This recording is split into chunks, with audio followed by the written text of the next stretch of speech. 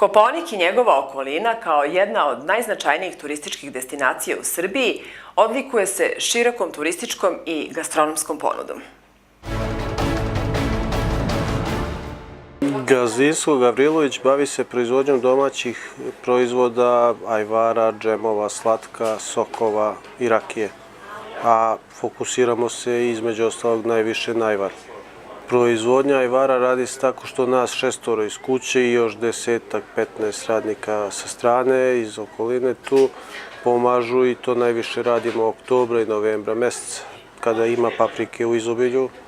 A onda posle toga imamo male količine neke koje radimo tokom godine dodatno još. Godišnje proizvedemo ajvara oko 5-6 hiljada tegli, ali ima godina kada imamo potrebe za više, a za potrebama za manje nije bilo. Gavrin ajvar je 100% prirodan, zdrav, samo od paprike ga pravimo, pečene paprike i dobro upržen i tu nema greške. Gazdinstvo Gavrilović ima i plastenik tu blizu, pored, tu proizvodimo paradajza, krastavca, paprike, 100% neprskane i čiste i to je uglavnom za potrebe restorana Kljunac, ali leti bude i malo i viška, ne bude samo za Kljunac, ali to je preko leta, znači i to je svakako 100% organski čisto.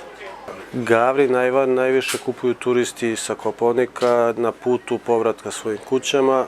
Onda kupe jednom, svidi im se, onda pošalju prijatelje da uzmu još ili mi dostavimo na adresu i po još nekoliko restorana kupuje taj gavrin ajvar i nestane posle.